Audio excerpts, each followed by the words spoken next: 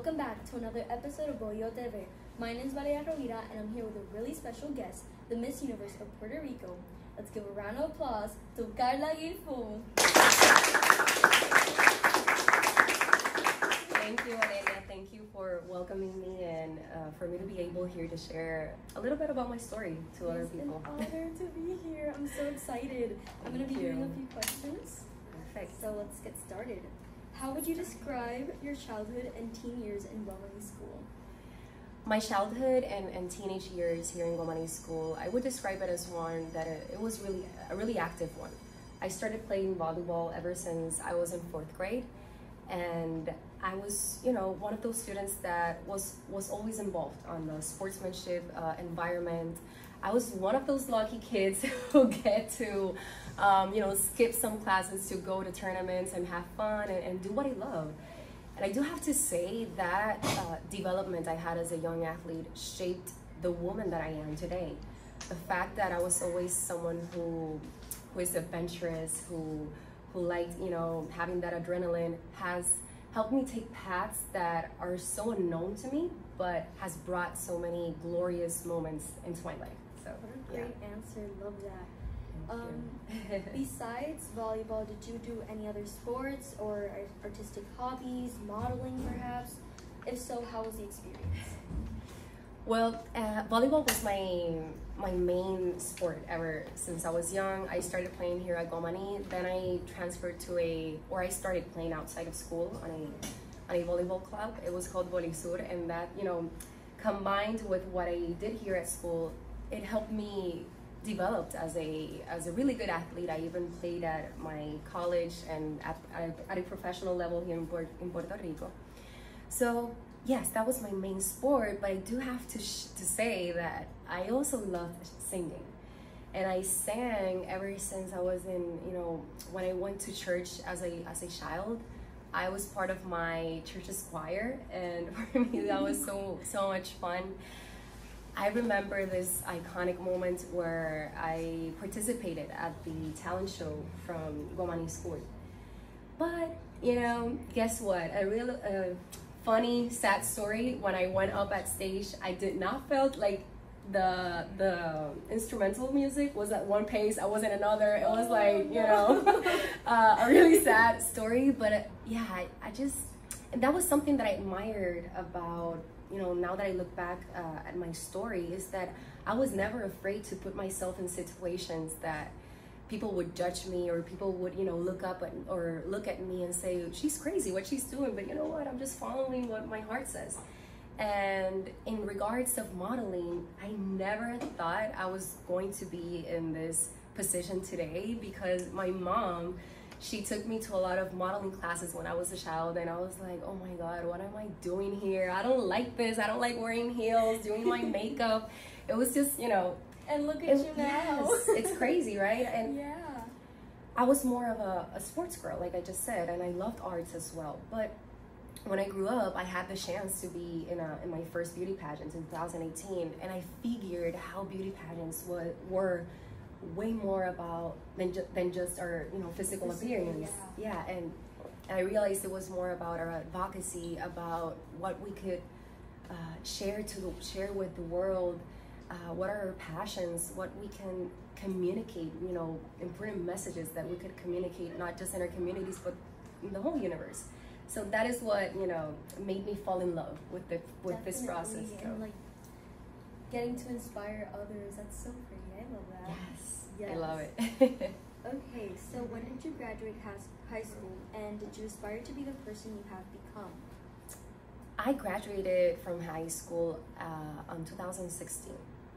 My class was Falcons 2016, and yes. I did not aspire to be the woman that I am today. I did not have that clear vision of what I wanted to do. What I do always say is that ever since I was a child, I always dreamt of being in big stages and reaching a lot of people and impacting them in a positive way, whether that was with art, singing, or even with sports. or with my academic knowledge in psychology. Like, I always imagined myself in big stages and impacting a lot of people, and then beauty pageants just came in the way, and I was like, maybe this is the universe, telling me this is your path, this is where you belong, and I'm kind of believing it.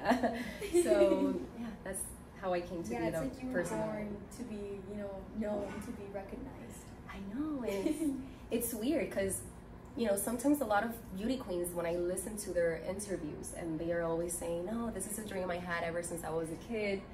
My story is not like that. I never really dreamt to be in the position that I am, but I think it's really about letting go of the expectations that you have with yourself, letting go of what others expected of you, and just welcoming every opportunity that comes in your way and giving your best. And I think that's I'm doing really great at doing you that. Didn't limit yourself to do what you're doing now. Totally, and I love that. That is so great. That's really admirable. Thank you. How has your parents' support helped with your journey? My parents were there always, not just in the beauty pageant process and me becoming a beauty queen, but ever in regards of my academic achievements, on my sports achievements as well. My parents were really supportive, all my family, they were all really supportive. And now imagine their daughter becoming the Miss Universe Puerto Rico 2023. It's like they're daydreaming, I'm daydreaming. We're all like, is this really happening? They can't even possibly think, yes, this happened. Yeah, they're all like, we're just living a dream day to day, and we're enjoying it, and I know they're really happy. So yeah, I bet that's so great. I really hope they value that. Yes, they do. Not everyone has a kid that becomes Miss Universe. Totally. And now that we are talking about that, not just my family and my parents, but the whole town of Patillas. Yeah. It has been such a transcendental and amazing experience for all of us. It's the first, Patillense, candidate of Patillas, the first one to win the Miss Universe Puerto Rico pageant from Patillas. So you're making history, basically. Yes, and for all of us, it's just mind-blowing, and I don't know, we're just having the best time of our lives, I would just have to say. It's a really prideful moment for everyone in Patillas, and honestly for the whole Puerto Rico. Totally. All Puerto Ricans should feel proud, Thank you. Yeah. Okay, how did you feel up on that stage knowing that you could potentially make history representing the beautiful town of Patillas? Yes, we were just talking about that. Representing Patillas for me was really important. I remember when we were in the process of choosing our towns, because when you become a candidate or a delegate for the Miss Universe Puerto Rico pageant, you have to list at least 3 towns that you would represent. Oh, okay. And I was like, what? I want to write Patillas, Patillas, Patillas, on the 3 choices, because I just never saw myself representing another town. And some people might say, but you studied here in Guayama, and by the way, I wrote Guayama, but as like a second choice, because yes, I did study in Guayama, but my whole family is from Patillas. I was raised in Patillas, even though I studied here in Guayama. My heart, belonged to the town of Patillas, and for me, it just felt like the right thing to do. The right thing to do, and we, they were all so proud. I brought so much glory and happiness to my town. For me, one of the most amazing days was el recibimiento, the welcoming after I won. And the town was full of people, the children, they were all so happy. Yeah, it just means the world to me that I could give this happiness to the town of Patillas, and this just reaffirms the power of representation. When you represent, you're just, and you do amazing things like, what I am doing right now. You communicate they feel the power or the importance of opportunities, of hope, of like, whoa, someone from my community, someone from my town did achieve this, you know, big thing. I can do it as well. And that's what you can provoke. It's a good motivation for everyone. And that is what you can provoke through everything that you do when you represent other people. So for me, it's just like amazing. Definitely. Like, you're doing a great job. Like, thank you. Now kids are gonna see you and they're probably gonna like think bigger now. Like, they're gonna get so much inspiration from what you're doing that they'll probably get motivated to do more amazing things like you. Yes. You know, when you say that, I kind of like try to remember how did I felt when other people represented me, you know, when I was younger. And something that comes to my mind real quick is, especially in sports, because it's what I mostly followed. I don't know, yeah, you probably know Monica Bohio. I remember she was the one who won the first gold Olympic medal for Puerto Rico. And when I was watching her game, I was with my father, and we were like, oh my God, you know, someone from here is doing history, is making history. And being heard. Yes, and it's so like, crazy. You just feel, I even cried at that day, at that moment. And to say that I'm kind of like doing the same, but from another discipline, which is, you know, beauty pageants, is just mind-blowing. Definitely, yeah, I totally understand watching you do all this, like, wow, like, and especially you're representing my hometown, like. Oh, you're from Bohio? Yeah, oh, yeah. great. So it's like, it's, I don't know, it's such a good feeling seeing you do all that's these so things. cute. I did not know that. Qué bueno, yeah. Thank you for sharing that. Yeah, definitely. So, how do you handle all the negative feedback? How can you That's do a good that? one. Like, I admire that so much because a lot of people just are crazy nowadays and say whatever they. I try to remember every time I read a negative comment towards me. I try to remember, like, you know what? I've come such a long way. Like, I've worked so hard to be here. I've sacrificed a lot of things. What they're saying talks more about them than about me. I even empathize with that, you know, with them. I just understand, like, you know what? They're just doing their best with the level of consciousness that they have. And it's not my job to correct them or to make them accountable or to, you know, fix whatever they're doing. They're just other human beings that with their own flaws, with their own, you know, stuff in their minds, etc. And I'm just here to share my honest self and share my love to everyone that comes along my way. So I just, you know, I take that perspective, I take that stance, and I just don't let it get to me. Good.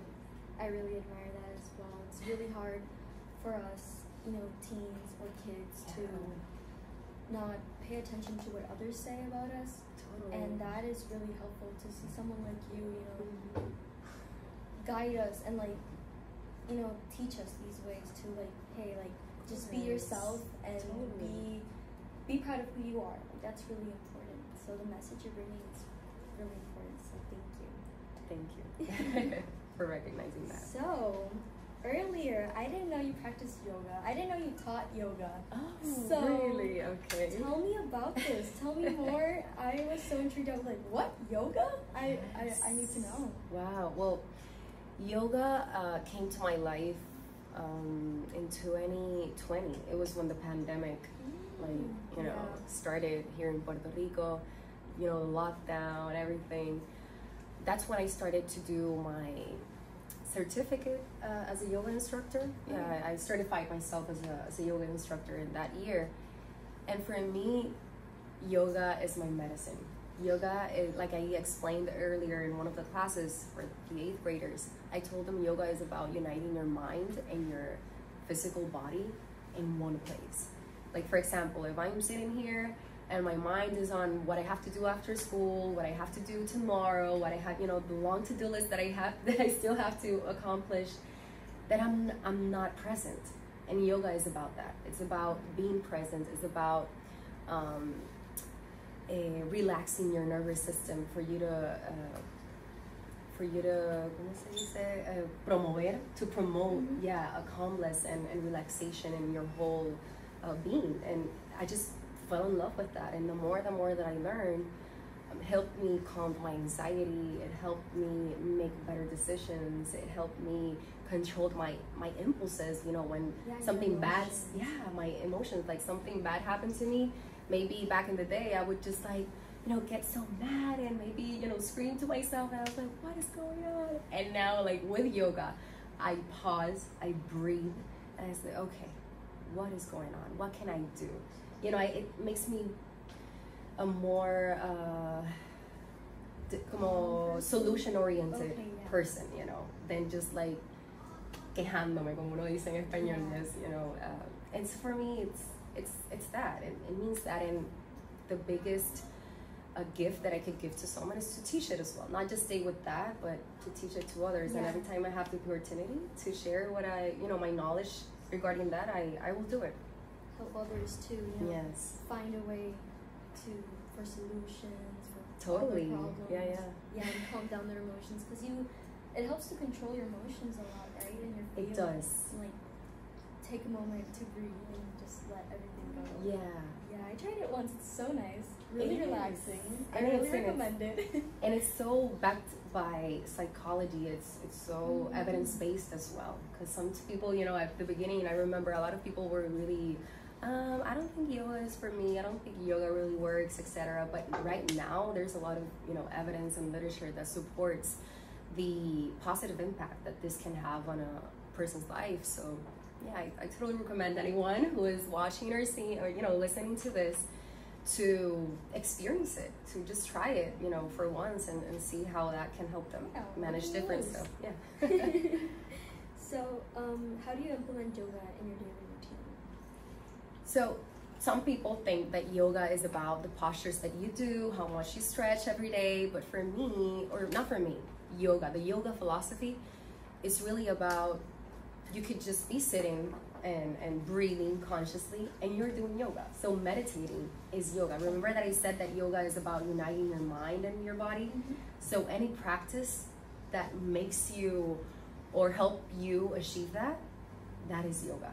So for me, I try to implement at least 5 or 10 minutes a day to for conscious breathing and meditating and listening to music that help me, you know, cultivate a good sense of, you know, well-being, etc. in my life. I do it, and that's how I use yoga on a daily basis. That's so great.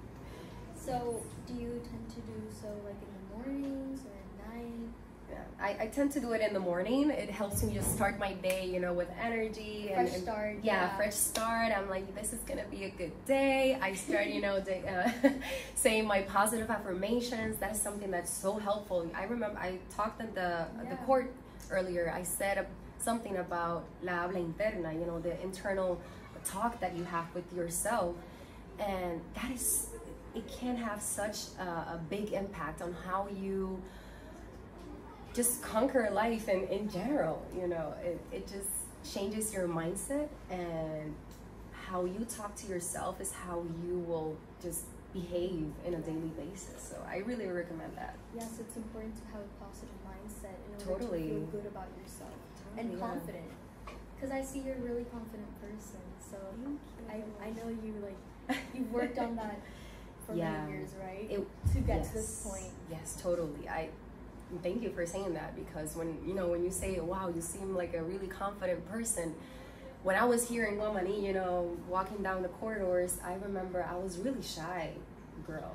I was a really shy girl. I have a really low self-esteem, and I had to work a lot to, you know, heal out of a lot of, I don't know, wounds from my past that did develop, made me develop that low self-esteem. I remember I was even afraid to look at someone's eyes. What? Yeah, because of the fact that, acknowledging the fact that they were looking at me, it just broke me. You know, it just like made me feel horrible, and I did not know how to manage that. And, you know, the years passed, I, you know, looked for help. I went to, you know, therapy, psychotherapy, and looked for different tools and practices that helped me heal, you know, my past, my wounds, and become the woman that I am today. And that's why I say thank you, because it just reminds me from where I come from. And now my day-to-day purpose is to remind girls like you, young girls like you, and yes, young students, that it doesn't matter what they're going through. There's a, life. Yeah, there's a way. There's and hope. Yes, totally. And a life full of possibilities. So thank you. Yeah, that's a really good answer. Wow, I'm shocked. I literally, you word things so perfectly. I love the way you talk. Really, I admire that. That's Mira, talking from the heart. Yeah, that's the meaning of it. I can really tell. How did Guamaní help you become the person you are nowadays? Guamaní was the place where I developed as a young athlete, as a student. It helped me prepare for my college. It helped, and not just college, it helped me prepare for life, because this is not just about the things you learn in the classrooms, but the community you create with the rest of the students, the friends that you continue having for the rest of your life, the good relationships that you still have a few years later. It's a school of life. And when I went to college, when I went to do all the other things such as sports, beauty pageants, I always say not just Guamaní, but like the education I was given in my home, the education I was given at my church, the education I was given like on my whole environment in this area, in Guayama, Patillas, it all helped me develop my core principles and values that I still hold, so close to my heart today, to continue expanding, my habilidades, my abilities and capacities to, continue conquering, the universe and my dreams. Yes. I feel like everything that we live, every experience that we have, like whether that is in school, in sports, in arts, your family, bad or good, they're gonna make you the woman that you become in future. Yes, totally. So that is what Guamaní means to me. Great. So what advice would you give to the students of Guamaní or any other school, or just kids in general? Kids in general, I would tell them to never forget that no matter what you're going through in life right now, there is a big world out there waiting for you to believe in yourself. Because if you do that, the universe will organize like everything for you to become the person that you were meant to be. So for me, that is the biggest message that I could send out, to kids out there, to all of the Guamaní students. It's that some things don't make sense right now, but they will later. And I am a vivo ejemplo. I'm a living example of that, and that's my message to them. That's so beautiful. Thank you so much for answering all these questions. Thank you for the way you word things. Thank you for being you, and representing Puerto Rico, representing Patillas, representing every single woman, because you represent us in the best way. Was a good woman, a proper woman, a beautiful woman. Thank you. So thank you so much for everything you've done. And I say this not only for myself, but like for the whole town, for like everyone from Puerto Rico. We're all so proud of you, and we're all so happy for how far you got it. Girl, you're gonna make me cry.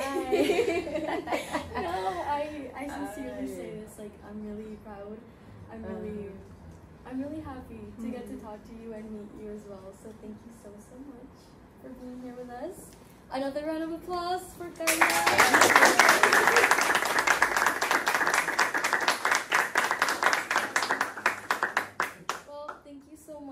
For everyone, and taking your time to watch this lovely video. Please make sure to subscribe, comment, like, and we'll see you on the next episode. Bye.